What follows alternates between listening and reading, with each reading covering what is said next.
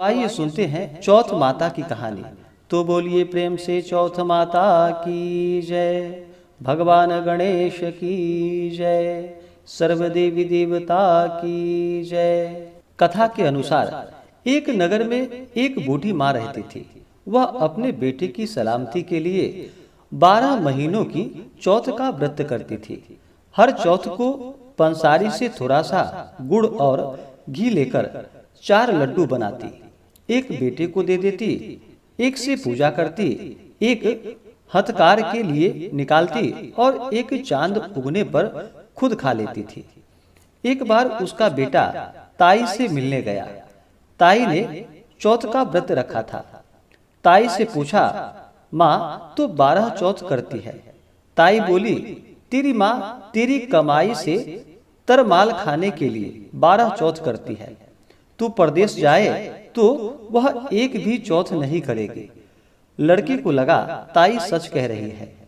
घर आकर माँ से कहा कि माँ मैं परदेश जा रहा हूँ, यहाँ तू मेरी कमाई खाने पीने में ही उड़ा देती है।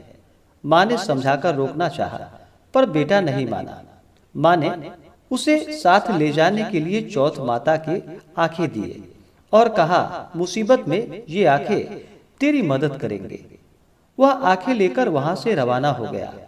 घूमते हुए एक नगर में जा पहुंचा। उसने देखा एक बूढ़ी माँ रोती जा रही थी और पुआ बनाते जा रही थी। उससे कारण पूछा तो बूढ़ी माँ ने कहा कि बेटा, इस नगर की पहाड़ी पर एक दैत्य रहता है। पहले वह नगर में आकर कई लोगों को खाने के लिए मार देता था।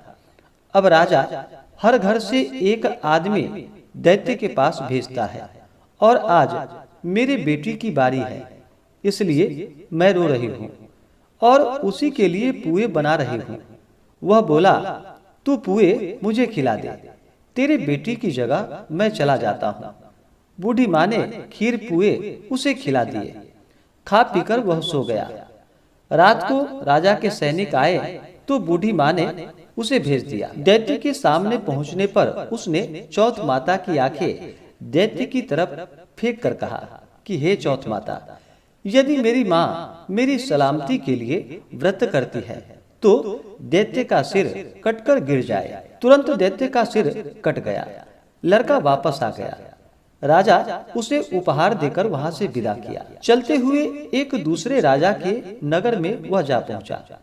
इस राज्य में आवा तभी पकता था जब एक इंसान की बलि दी जाती थी। सिपाहियों ने उसे पकड़ लिया और आवे में चून दिया। लड़के ने आंखें आवे में डाले और कहा कि हे चौथ माता, यदि मेरी माँ मेरे लिए व्रत करती है तो आवा मेरी बलि के बिना ही झट से पक जाए। आवा तुरंत पक गया। आवे में से मिट्टी की जगह सोने चांदी के बर्तन निकले। अंदर से लड़का बोला, बर्तन धीरे धीरे निकालना, मुझे लग नहीं जाए। राजा ने उसे निकलवाया और पूछा कि इस आवे से तुम कैसे बच गए। लड़के ने बताया कि उसकी माँ चौथ माता का व्रत करती है, व्रत के कारण ही वह बच पाया। राजा को विश्वास नहीं हुआ। उसने एक चांदी की सुराही मंगवाई और कहा कि तू सुराही की नली से निकल कर दिखाओ, तभी मुझे विश्वास होगा। लड़के ने चौथ माता को याद करके आंखें सुराही में डाल दी और कहा कि मैं भंवरा बनूं, सुराही से निकलूं। लड़का भंवरा बनकर सुराही से निकल गया। राजा ने खुश होकर राजकुमारी की शादी उसके साथ करवाई और सभी लोग को चौथ माता का व्रत करने को कहा। उसे माँ की याद आई। उसने राजा के पास जाकर खुद के नगर जाने की इच्छा जाहिर की। राजा ने रथ, घोड़ा, हाथी और खूब सारा दान दहेज देकर उन्हें विदा कर दिया। चौथ के दिन अपने नगर पहुंचा। वह अकेला पंसारी के यहाँ माँ का इंतजार करने लगा।